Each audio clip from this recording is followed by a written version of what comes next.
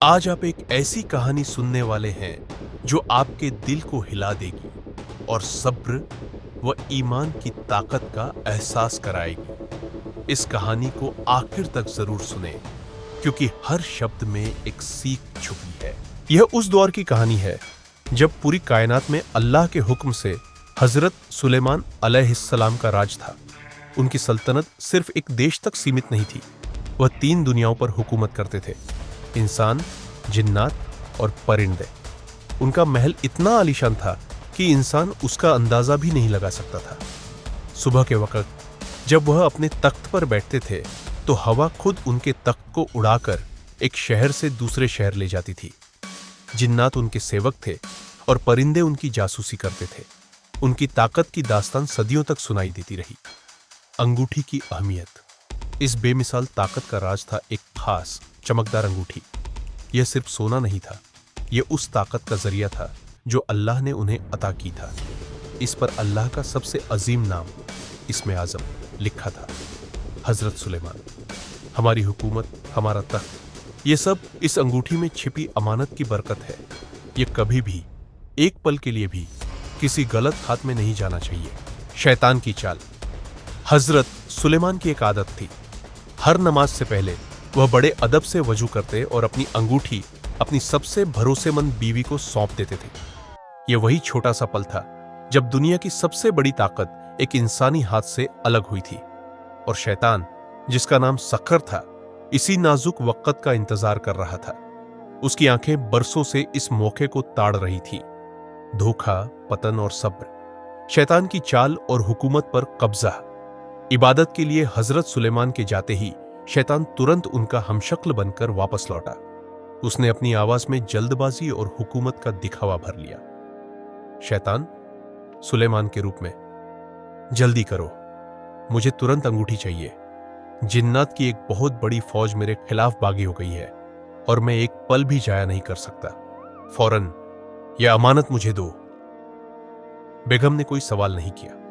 उन्होंने अपने बादशाह पर भरोसा किया और हुकूमत की चाबी अंगूठी शैतान के हाथ में दे दी। अंगूठी पर लिखी अल्लाह की बरकत पाते ही शैतान की चाल कामयाब हो गई। उसने हजरत सुलेमान की सारी ताकत को अपने वश में कर लिया और खुद को बादशाह घोषित कर दी। उधर इबादत पूरी करके असली हजरत सुलेमान वापस लौटे, लेकिन दरवाजे पर ही उन्हें रोक दिया गया। हजरत सुलेमान, तुम ये क्या कह रही हो? मैं अभी इबादत से लौटा हूं, मैंने किसी से कोई अंगूठी नहीं ली। बेगम, झूठ मत बोलो, आप तो अभी अंगूठी लेकर गए थे। आपकी आवाज, आपका चेहरा, सब एक जैसा है, लेकिन आपके अंदर वह नूर नहीं है जो हमारे बादशाह में था। आप हमारे बादशाह नहीं हो सकते, दूर हो जाओ यहां से। दुनिया का सबसे ताकतवर बादशाह, जिसे जिन्नात भी झुककर सलाम करते थे, आज बेसहारा थे। उन्हें बेइज्जत करके महल से बाहर निकाल दिया गया। उन्होंने अपने शानदार साम्राज्य की ऊंची दीवारों को पीछे छूटते हुए देखा। उनकी आंखें डबडबा गईं क्योंकि उन्हें अपनी उस छोटी सी गलती का एहसास हो चुका था। जिल्लत और सब्र के साल। हजरत सुलेमान ने कई साल गली गली भटके। वह शाही लिबास की जगह फटे पुराने कपड़े पहने थे। कोई भी उन्हें पहचान नहीं पाया। उन्होंने लोगों से रोटी मांगी, पर लोगों ने उन्हें भीख देने से इनकार कर दिया। किसी ने उन्हें पागल समझा तो किसी ने छलावा करने वाला चोर।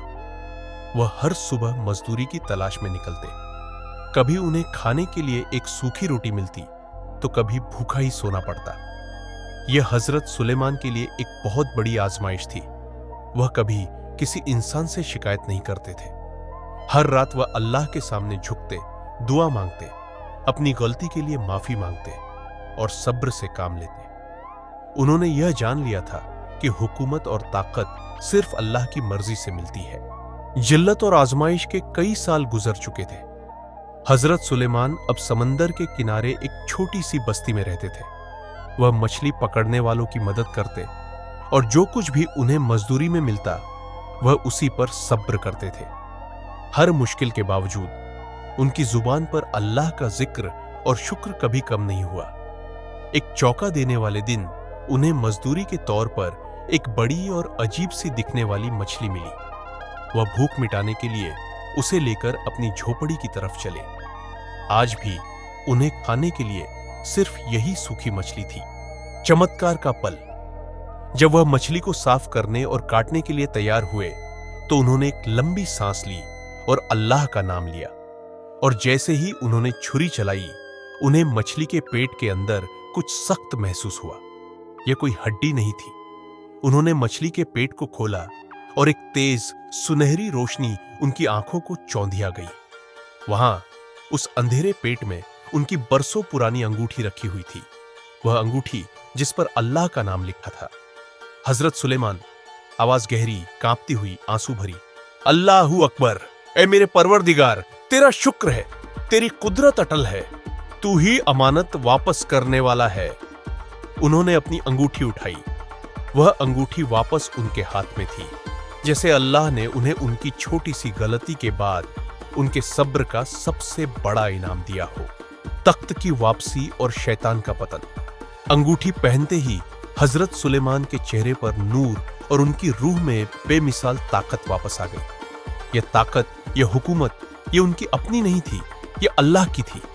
उसी पल महल के तख्त पर बैठा शैतान अपनी सारी ताकत खो बैठा। वह तख्त से गिर गया और उसकी हुकूमत का दिखावा खत्म हो गया। वह डर के मारे भागा, क्योंकि असली बादशाह वापस आ चुका था। हजरत सुलेमान ने अपना साम्राज्य वापस पाया। उन्होंने अल्लाह की अमानत की कद्र करना सीखा।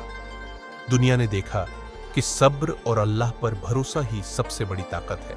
अगर यह कहानी आपके दिल को छू गई हो तो इस वीडियो को लाइक और शेयर करें और सब्सक्राइब करके नोटिफिकेशन बेल दबाना न भूलें, ताकि आपको और ऐसी रूहानी कहानियां सुनने को मिलती रहे। याद रखिए, सब्र और ईमान से हर मुश्किल आसान हो जाती है।